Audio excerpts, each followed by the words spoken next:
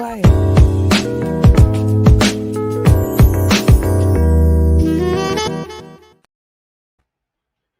Welcome to the Powertrip podcast live. You're now tuning in to our Thursday evening chat with your host Charmaine. and Saquon. Welcome back, everyone.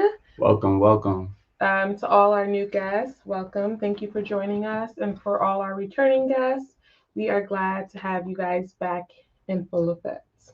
Before we get into the topic for today, if you are unfamiliar, every Thursday evening we get together to discuss controversial topics surrounding family, community, and relationships. And we have three main goals. Our first goal is to strengthen communication skills within our community. Our second goal is to expand our perspective so that we can all gain a greater understanding. And our third and most important goal is to build exceptional families that will continue to uplift the world around us. Yes. So with that being said, hello. We hope you guys all had a wonderful Thanksgiving. We hope you guys all had a wonderful Thanksgiving. Hey, doll. Hey, Margie. And how's everyone's night going? Let me share this really quick.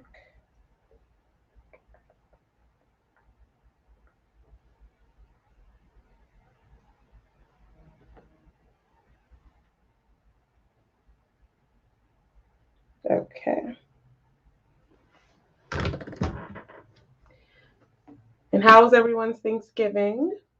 Let us know. Yes. How was Thanksgiving? We had a whole bunch of food here.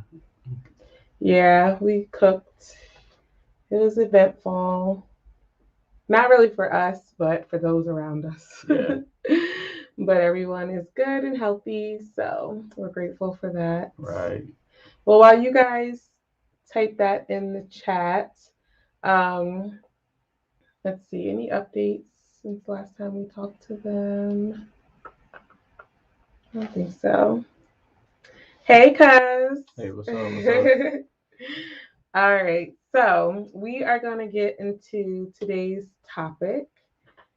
Hey, boobies. What's up, Janae?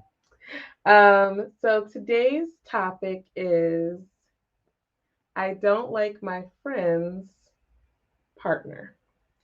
And a lot of topics that we talk about are either things that we've seen that kind of sparked our interest, or situations that we have heard of or know of or been in ourselves. So this situation, write in the comments who has ever not liked one of their friends' significant others. I definitely have not liked one of my friends' significant others before. I have. I've been in that situation before. Yes, let us know if you guys have been in a situation where you did not like your friend's significant other.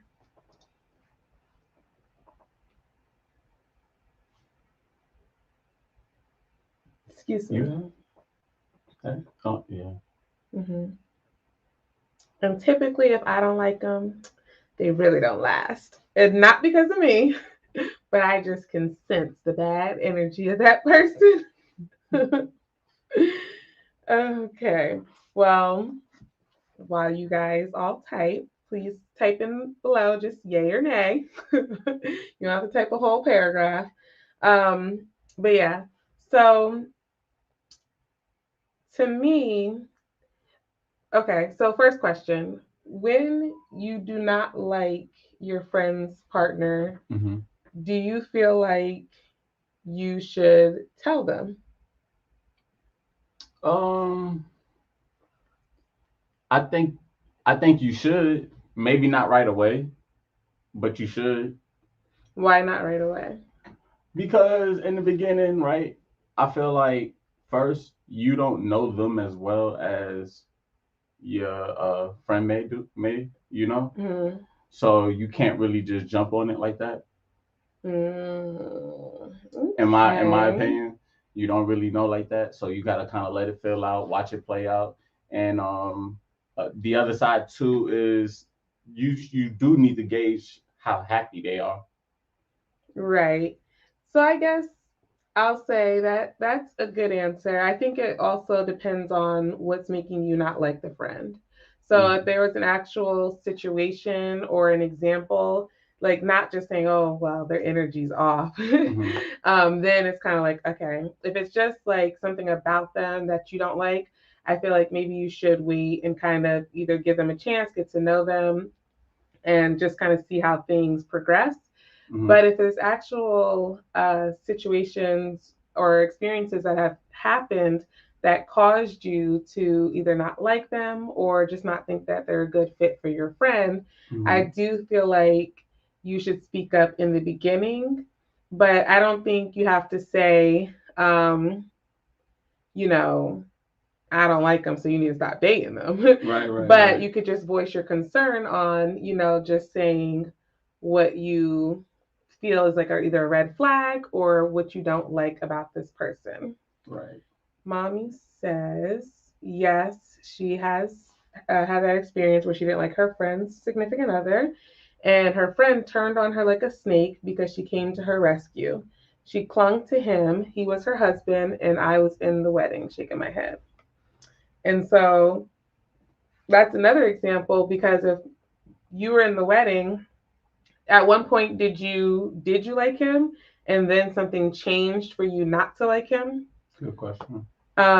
Because that happens a lot too, and that's why like how you said not necessarily saying it right away is sometimes appropriate because when someone is on cloud nine or just starts a new relationship in the honeymoon phase, sometimes they're blinded and they don't see the red flags that a person can be, showing them. Right. And so if you do speak up, they can turn on you and stick to their significant other because that person, they're in a relationship. And then if they go and tell that person and that person tries to turn them against you because you're trying to get rid of them, then you could potentially lose a friend over that. Right.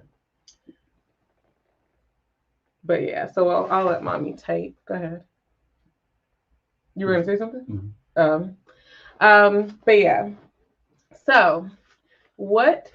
Okay. Oh, she said we were cool, but he had a substance abuse problem. Oh, okay. Yeah. So what would you do if? Okay, so let's do a scenario, guys. What would you guys do if you noticed your friend's significant other was controlling and not, I don't want to say like you don't know if they're physically abusive, but you can just tell that there's something off about them. So for example, if you're around your friend and his or her significant other is saying things like, um, why didn't you make my plate first before you made your own plate? Or saying things like, you know, don't talk while I'm talking, or just saying things that kind of show you the red flags. Would you say something in front of both of them? Like, would you address the situation in front of the significant other as well, or would you wait to just talk to your friend privately? You asking me 1st. Mm-hmm. So it depends on me and my friend's relationship. Mm-hmm. If this is like a friend that I feel like I'm really really close to, right? That I've known for like a long time, like if it was a childhood friend, like my best friend, Mm-hmm. I'm gonna say something probably right there, Mm-hmm. like just out in the open. Just that's gonna be my reaction to what you just did. Mm-hmm. You understand what I'm saying? So I would say something then. I would say something to both of them actually separately if I could too. Mm-hmm. If I had ever had a chance to talk to him, I would speak to him. I'll probably try to speak to him right, like pull him to the side or something. Then, Oh. if I really feel like it went that far. Okay. So let's switch it from not just your friend's significant other, just in general. If you saw someone, you're gonna say something? I was just gonna say, and I probably wouldn't say nothing about the plate thing. Oh. Just in general, if you saw someone disrespect somebody else, just in public in general, do you feel like you would intervene or just kind of walk away? And what would you guys do? I would intervene. Um, I'm the type to watch to see how far it's gonna go. Mm-hmm. I'm not gonna like stand right there, but I probably like if I seen it from a distance, I'm gonna just watch to see how far this is gonna go. I'm not. I don't look. I'm not everybody's Superman, and I'm not. You know what I'm saying? So like, I'm not gonna step in the middle of everything. But if I feel like it's like, like somebody that really can't defend themselves, I don't think I could sit there and watch that happen. Yeah. Or allow that. Yeah. For me personally, I remember one example. I was in the mall, and it was this guy and girl, and it was like he was just grabbing on her and like pulling her, and like she was saying stuff to him. So I was watching, and then I approached her. I'm like, "Are you good, girl?" And she's like, "Yeah, we're just playing." And I was like, oh, "Okay," because I was about to have my man beat him up. I was there. You were there. You didn't see it at first. I think it was you and Derek, and you guys ended up coming um, a little bit afterwards, and I ended up seeing them again. But yeah, like for me, it's just certain things bother me, and I feel like a lot of people have like a none of my business type of mindset, or like they just don't want to be involved, which I understand because some people do get involved and end up getting injured or something themselves. Right. So I understand why people could be skeptical. But I just don't like seeing when people treat other people wrong. Yeah. I don't like seeing people get like super bullied. Like now, if it's like I don't know, if it seemed like something like I feel like I don't really know the situation all the way. I'm more reluctant to kind of get into that. Yeah. Alrighty. So that was just a little bit on, not liking your friend's boyfriend or girlfriend. Because a lot of people aren't really commenting too much today, so it's okay. But now I want to kind of transition into how do you feel about when your friend gets into a relationship and then starts switching up on you? Like going ghost or, not being around. Like you see those funny memes where people will will say like, "Oh, we're having a funeral for so and so because we never see them again because they're always with their girlfriend." So, how do you feel about that? And do you feel like you were ever that person? That felt something. Okay, so I don't think that ghosted your friend. Yeah. I was the person that ghosted my friend. Who? When? With Derek. I wasn't hanging like I went from like for real, like all jokes aside, like that is a joke. It's not a joke. Like I went you from ghosted him. Not ghosted, but I did go from like we hanging out and all of that to up under you a lot. I can't fully agree because I feel like you don't think he was third wheel city. Yeah, but you got to also think about the times where you got to think about the fact that this like we done moved, we got an apartment together, and within a couple months, all of a sudden, we don't even chill together in this house, like at all. Like you're right, we were third wheeling and stuff, and we did do stuff like a lot, but not like this wasn't like we got our first apartment together. Me and you chilled a lot in my room, while I was at your house a lot and things like that. I can actually admit that. I can't agree. I mean, maybe you guys were like 24/7 buddies, but Probably. But if I ask any of my friends how much I'm not, do they feel like that you neglected him, they would say no. Even when we got the second apartment, who house was I at all the time? Not just my. You were there, but I would go there for like, I would get off work and then go over there for like a couple hours, and then I was right back at your house. yeah, Right? sometimes. A lot of times you did come over a lot, but I don't think you necessarily ghosted. Like never available, never hanging out, never doing stuff with your friends. You definitely still went So to you mean, games but with you them, saying ghost parties with like I never them. seen you again? No, not never seen. Like, okay, let's say you go from 100% being with your friends down to like, I would say ghosting probably like 30-40%. You ain't do that. You are not that gone. I can't say you were. Okay. You probably were like there. Like you probably went from 100 to 75. Even when I was working and all of that. Well, working has nothing to do with me. No, I'm just saying, but my day consisted of work, you, and maybe an hour or so of them, and that was it. Maybe an hour or two during the week, during my work week. I don't, I mean, yeah, maybe your memory's just a little cloudy. You don't remember that? I don't. I don't. I remember you playing the game. You guys over there playing the game. You don't remember my turkey and egg sandwich? No. You don't remember the egg sandwich every morning? Oh, that I made? Yeah. That's what I'm saying. That was me. I was always there. Not no, you're pushing it.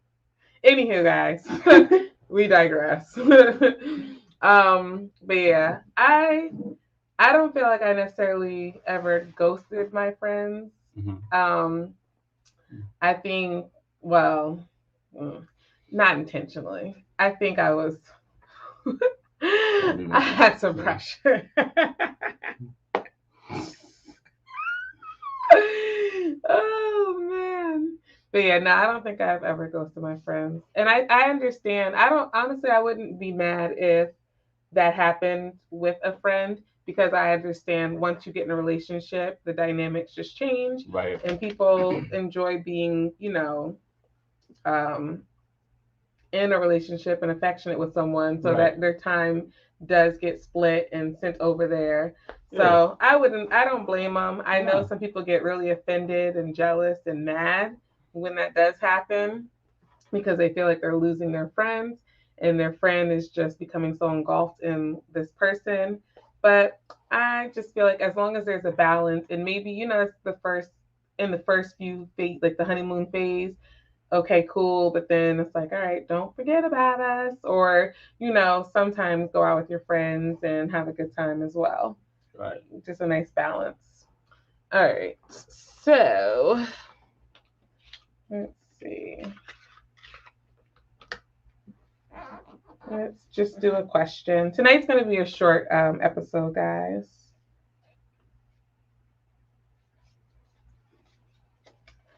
Alrighty. Let's see. So we're doing questions from our favorite deck of cards. The 52 questions to ask before before marriage or moving in together. All right. We never really asked this question at all. Okay. How do you set boundaries around the requirements of your job? And do you equate earnings with success? Okay. So you guys can answer this below if you are able to type in the chat. Yeah, I'll repeat it again for y'all. How do you set boundaries around the requirements of your job? And do you equate earnings with success? Okay. So, how do you set boundaries surrounding the requirements of your job? So, I guess, so is it kind of asking like if your job requires long hours or like, do you think that's the type of, like, That's what I'm thinking, yeah. Okay.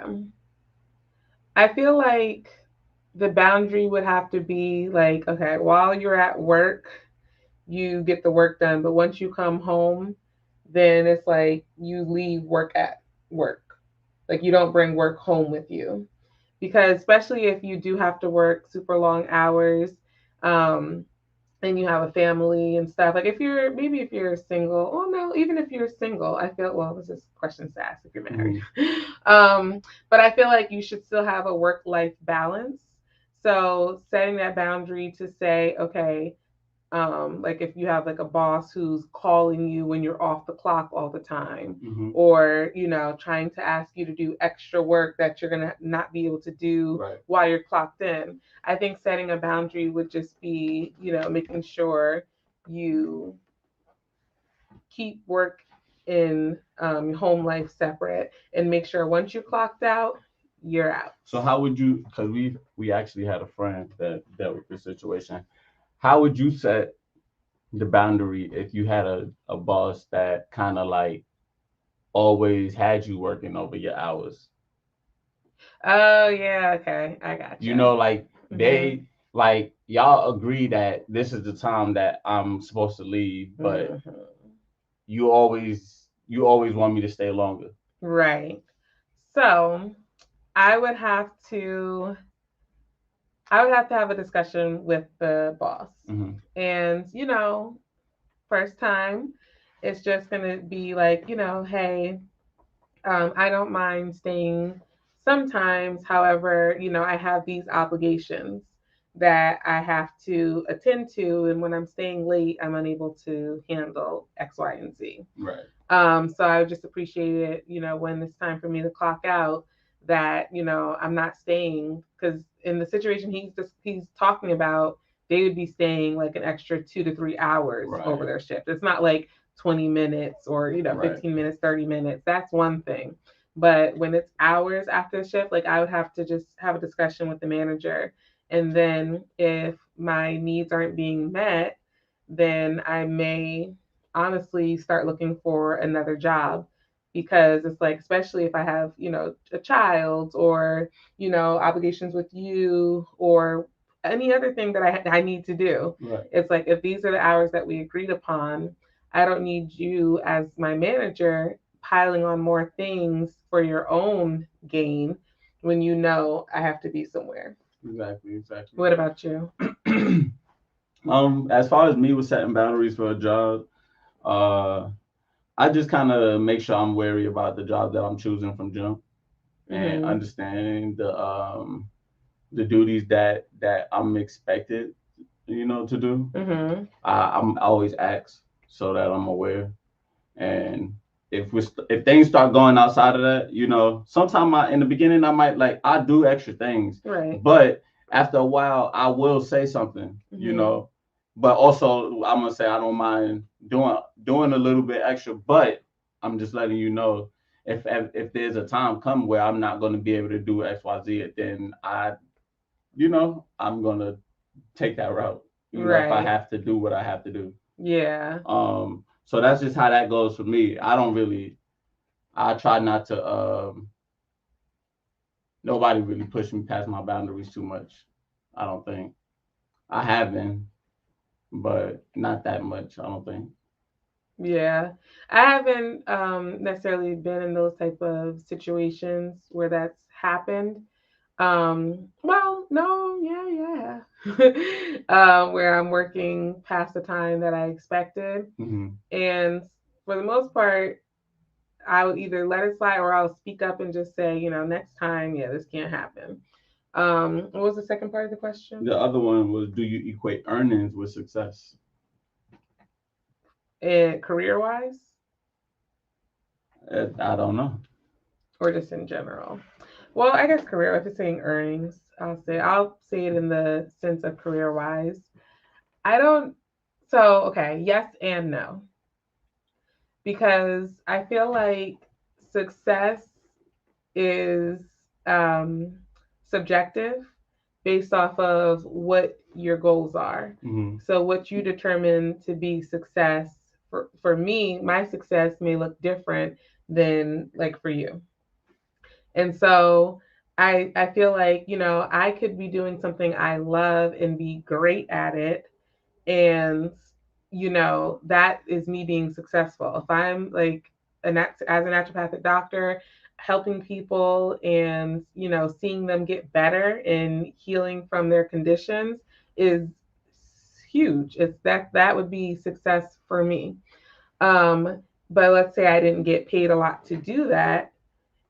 In my eyes, it would still be success. However, I do feel like when you're really passionate and great at something, a lot of times the earnings kind of meet that.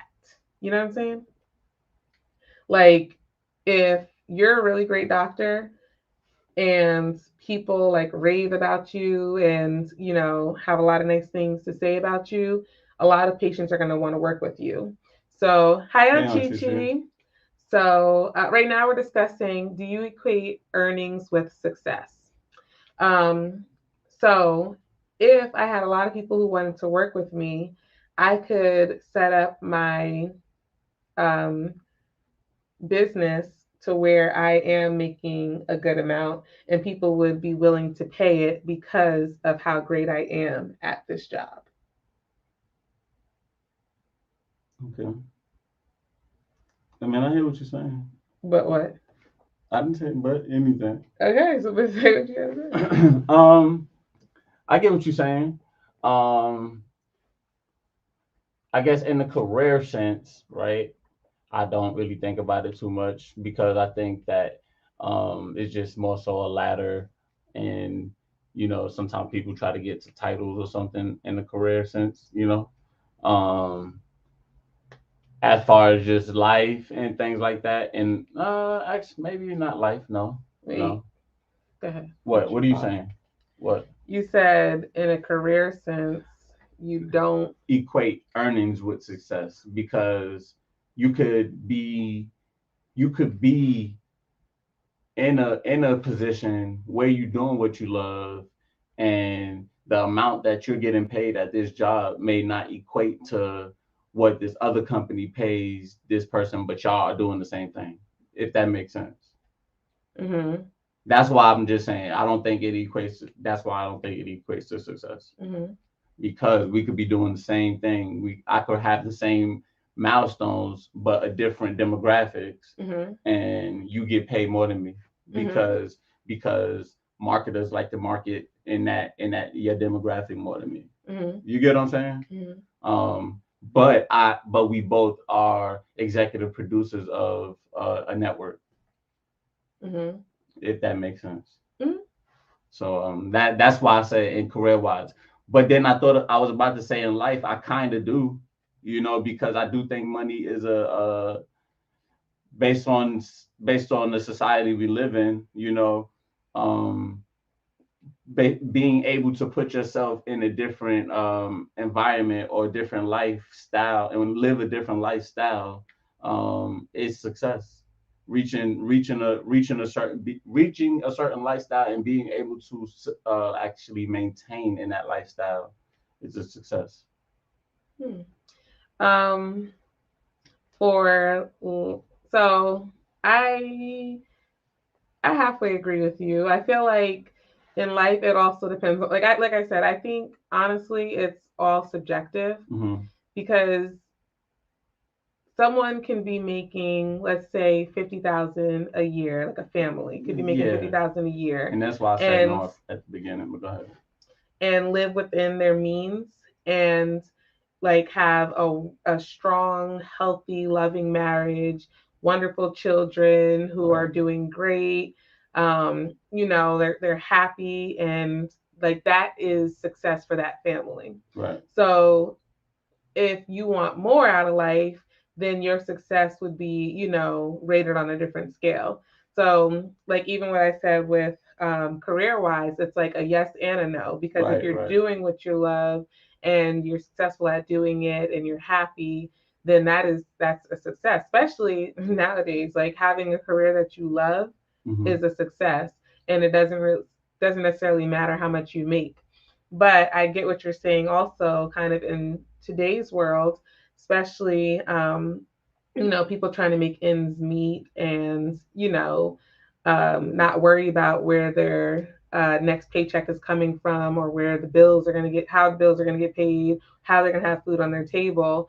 I do say like earnings are connected to success in that way because you want to make sure you can always provide for your family and make sure they have a roof over their head, food in their stomach, and Right. even, I'm sure some people would think it's successful to provide wants for their family as well.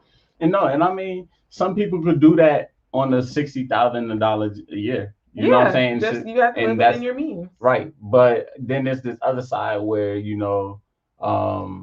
where we talk about certain things where like, okay, organic this or this, that, and third. Certain things may be expensive. You get what I'm Hmm. saying? But you may want it, or you want eventually your children to have all their own bedrooms in the house or Hmm. something like that. Just those type of things is it that those type of luxuries equate to finances. Right. Well, Well, they don't they equate, but are dependent they're linked upon. to finances. Hmm.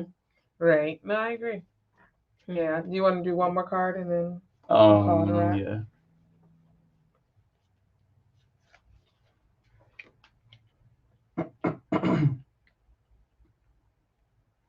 um,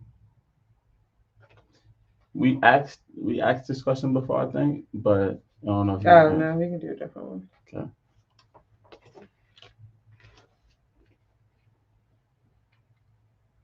We did this one too. We did a lot of questions. It's crazy, huh?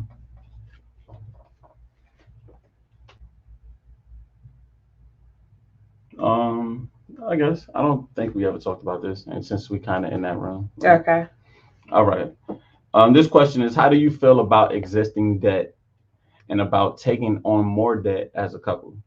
Okay. So in the comments, you guys please, if you can, answer how do you guys feel about taking on more debt as a couple? Right. Um, so how do I feel about existing debt? Um, I feel that is something that I am determined to get rid of. And for both of us, I'm grateful that the debt is just school related. Right. And um, it's like, it's crazy because that's like the largest um, debt in America is school tuition. Mm-hmm. Um, so I know we're not alone out there. But as far as existing debt, it's just I am just determined to make sure it's paid off, and that's something that we don't even have to think about anymore. Right. What about you for existing? That's how I feel. I mean, I feel like it's something we shouldn't necessarily have. Right. Feel like we was looking forward to things getting wiped out, but Someone made some lies on right. their political campaign. But nah, yeah, that was goals like ahead of time. Like even with me going to school and taking on some, and that's kind of getting into the second question Hmm. too.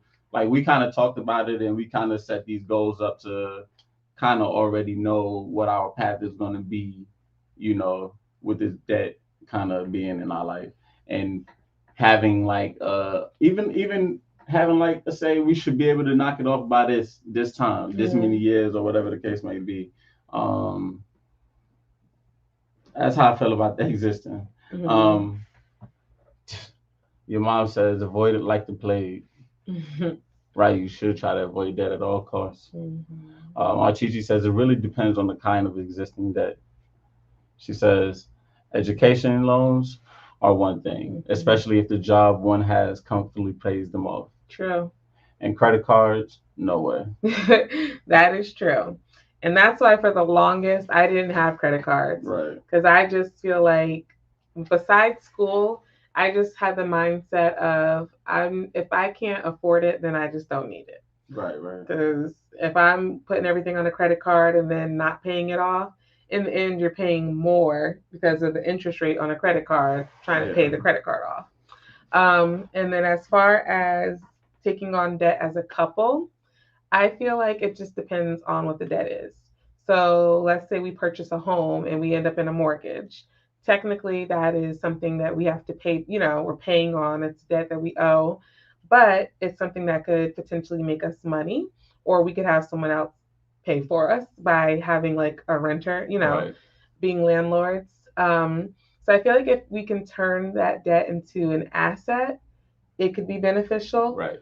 However, like, yeah, credit cards, no, we're not just going to do credit unless we know like we're doing it for a purpose, but we're paying it right off that month. It's not money. We're not spending money we don't have. Right. Because we do credit cards for groceries, and that's about it, for groceries and food. But then that's paid off every month. So right, and that's to help build credit, right, and then eventually, for points and things of that nature.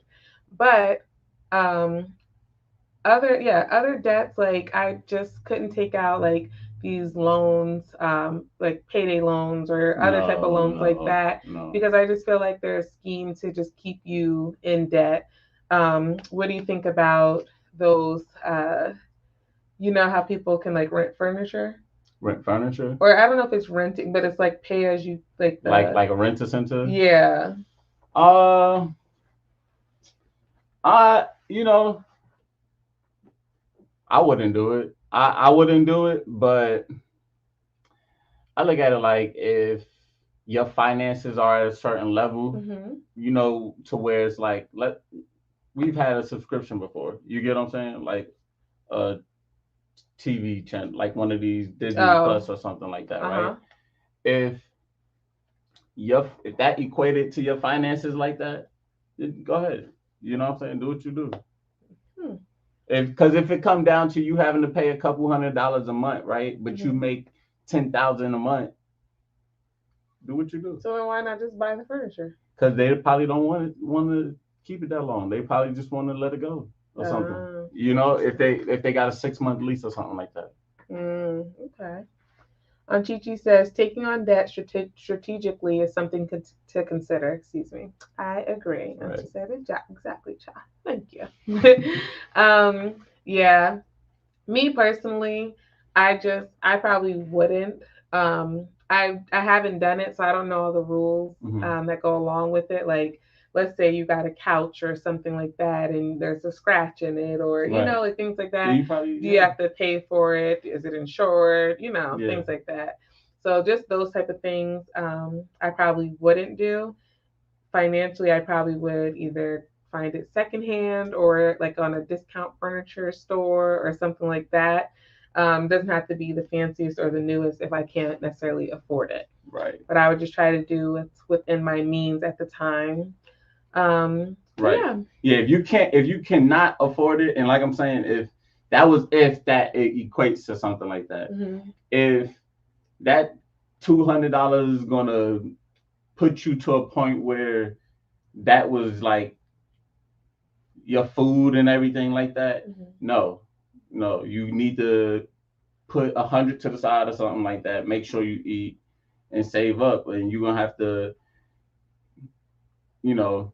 for lack of better terms, you're gonna have to thug it out and try to live below your means until you have enough money to get something secondhand or whatever the case may be to be comfortable. Yeah, and I've been there, done that. When I started medical school, had no couch for quite some time until I could. So I mean, and it didn't bother me one little bit.